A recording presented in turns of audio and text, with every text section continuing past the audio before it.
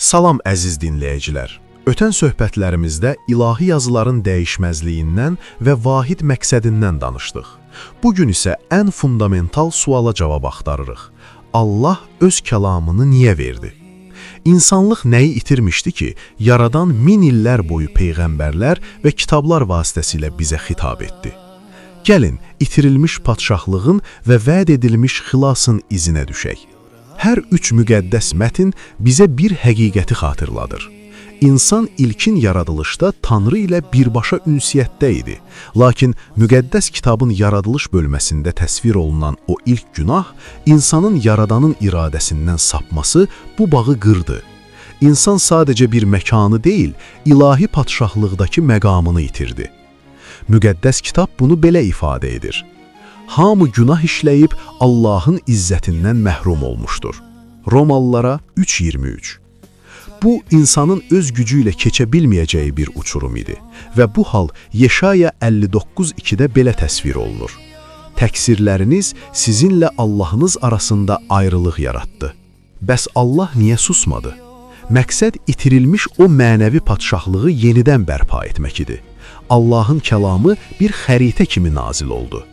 Quran bu missiyanı Bəqərə surəsinin 213-cü ayəsində belə izah edir. İnsanlar tək bir ümmət idi. Allah müjdə verən və xəbərdarlıq edən peyğəmbərlər göndərdi və onlarla birlikdə haqq olan kitabı nazil etdi ki, insanlar arasındakı ixtilafları həll etsin. Yəni kəlam, günahın gətirdiyi qaranlıqda azan insan üçün ilahi bir bələdçidir. Zəburda, yəni Məzmurlar 119-105-də deyildiyi kimi, sənin kəlamın addımlarım üçün çıraq, yolum üçün nurdur. Lakin qanunlar kifayət deyildi. İnsanın qəlbinin bərpası üçün bir xilaskar lazım idi. Elə buna görə də bütün yazılar bir vəd üzərində birləşir. Tövratda Yeşaya 53:5-də xəbər verilən o əzabkeş xilaskar haqqında belə deyilir. O bizim üsyanlarımız naminə yaralandı, təqsirlərimiz üçün əzildi. Bizim sülhümüz üçün olan cəza onun üzərinə düşdü. Müqəddəs kitabda bu xilasın kəlamla vasitəsilə baş verdiyi Yahya 1:14-də möhürlənir. Kəlam bəşər olub, lütf və həqiqətlə dolu olaraq aramızda məskən saldı. Allah bizə olan sevgisini öz kəlamını göndərərək sübut etdi. Əziz dinləyicilər, Allahın kəlamı bizə itirdiyimiz o ruhani hakimiyyəti geri qaytarmaq üçün gəldi. Bu, Yaradanla kəsilmiş bağın yenidən qurulmasıdır.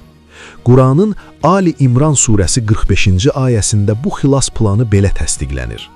Mələklər dedilər, ya Məryəm, Allah sənə özündən bir kəlmə ilə müjdə verir. Onun adı Məryəm oğlu İsa Məsihdir. O dünyada və axirətdə şanlı, şərəfli və Allah'a yaxın olanlardandır. Kəlamla yaradılan insan, Allahın rəhmi olan o kəlamla da xilas edilir. Məryəm surəsi 21-ci ayətdə buyurulduğu kimi, biz onu insanlar üçün bir nişanə və öz tərəfimizdən bir rəhmət edəcəyik. Bugün biz günahın və ümidsizliyin əsiri olmaq məcburiyyətində deyilik. Çünki Yaradan bizə xitab etdi və kəlamı vasitəsilə xilas yolunu açdı. Gəlin bu kəlamın işığında itirdiyimiz o daxili padşahlığı yenidən axtaraq. Dinlədiyiniz üçün təşəkkürlər. Allahın kəlamı qəlbinizə işıq saçsın. Sağ olun.